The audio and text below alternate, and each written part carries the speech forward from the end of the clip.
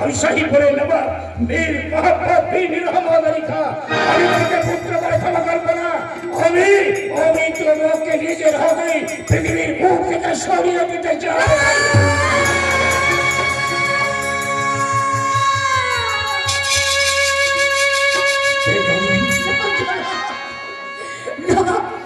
এত বড় ভুল আপনি কখনো করবেন না জানা। সে যে আমার পুত্র, এবারের মতো ওকে ক্ষমা করে দিন জানা।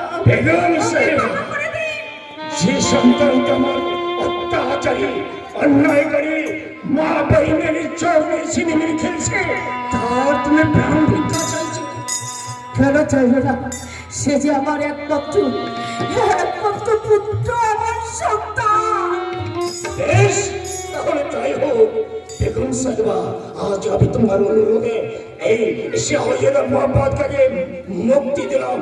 যাও, দরবার সে পাহাড় যাও। তাহলে আসি আব্বা যান।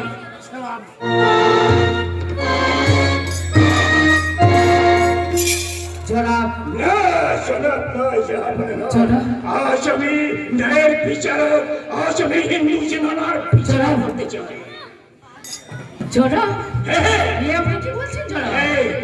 এত বড় অন্যায় করেছে, নবাব দরবারে দাঁড়িয়ে উচ্চেশ্বরে কথা বলেছে, এটা দণ্ডনীয় অপরাধ। আমি ওকে শাস্তি দেবই। তাহলে এই নারীর অপরাধ আমার শুনিও দণ্ডনীয় অপরাধ। না, শাস্তি দিন, শাস্তি দিন আমার ওই পুত্রকে, আমার হিসাবে দিন ওকে জীবন্ত খাওয়া। তুমি কি বলছো বেগম সাহেবা? নিজের পুত্রকে কবরে পাঠিয়ে এই হিন্দু জেলাকে তুমি বুকে আঁকড়ে ধরে রাখতে চাইছো? এর প্রতি গৌরব দেখে আমার মনে হয় এ তোমার গর্ভজাত সন্তান। গর্ভে ধারণ না করলেও ও যে আমার বেটির মতো জনাব। আমি নেই, ওকে শাস্তি পেতেই হবে। ওকে আমি এমন শাস্তি দেবো যা থেকে দুনিয়ার মানুষ থরথর করে কেঁপে উঠবে। জনাব, আমি এমন শাস্তি দেবো, আজ থেকে তুমি আজীবন আমার বন্দী হয়ে থাকবে।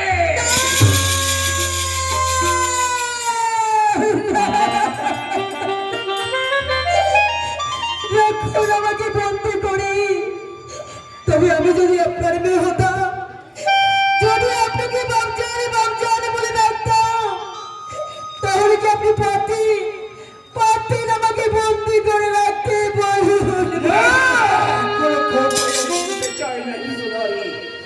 আমি তোমাকে যে শাস্তি দিয়েছি সেই শাস্তি বহাল থাকবে। আজ থেকে তুমি আজীবন বন্দী।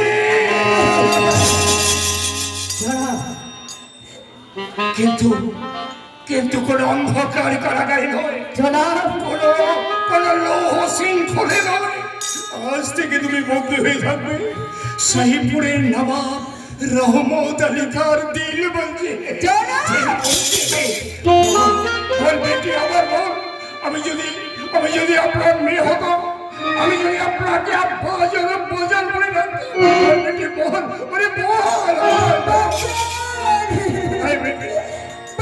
বেটি আমার প্রাণ শীতল হয়ে গেল। আর কোনো ভয় নেই বেটি, তোর আর কোনো ভয় নেই। আমি তোকে সসম্মানে তোর বাড়িতে পৌঁছে দিয়ে আসবো। কিন্তু না জনাব, এই হিন্দু সমাজ বড় নির্মম, বড় কঠিন। এই সমাজপতি দল যদি এই রঙিলাকে সমাজ থেকে তাড়িয়ে দেয়, তাহলে এই রঙিলা কোথায় গিয়ে দাঁড়াবে? সেই চিন্তা আপনি কি কখনো করেছেন? তবে শোন বেটি, তোর হিন্দু সমাজের নিয়ম বড় কঠিন। ওই হিন্দু সমাজটা যদি তোকে একটু আশ্রয় না দেয়, যদি তুই থাকবার জায়গা না পাস, তাহলে পারবি না বেটি তুমি মুসলমানের বাজানে ধরে ফিরে আসতে। আমিও বলছি যদি ওই হিন্দু সমাজ তোকে তাড়িয়ে দেয়, তোকে যদি আশ্রয় না দেয়, তাহলে এই মুসলমান আব্বাজানের কাছে তুই একবার ফিরে আসবি বেটি। আমি আবার ফিরে আসবো বেটি। আমি বাড়ি ফিরে আসবো।